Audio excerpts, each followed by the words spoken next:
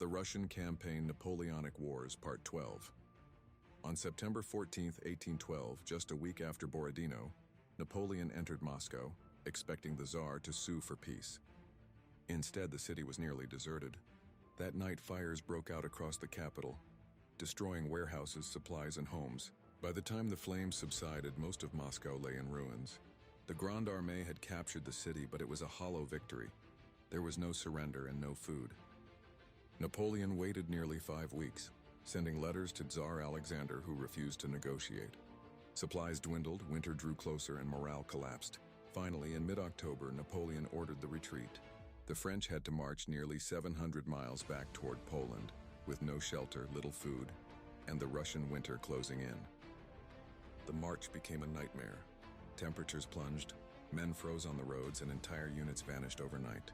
Soldiers whispered of seeing figures in the snow, shadows moving between the dead and the living. Fear grew with each step as Cossacks struck the columns without warning, and wolves prowled the edges of the march. Starvation forced men to abandon cannons, wagons, even their weapons. By late November, the survivors reached the Berezina River in Belarus, a black ribbon of freezing water blocking their path. Russian forces closed in on both sides. In a desperate effort, makeshift bridges were built, collapsing under the weight of men, horses, and wagons. The crossing turned into chaos, with thousands trapped between ice and fire. Only a fraction escaped. Of the 600,000 men who had marched into Russia, barely 100,000 staggered out. The Russian campaign shattered Napoleon's aura of invincibility. Across Europe, his enemies sensed weakness.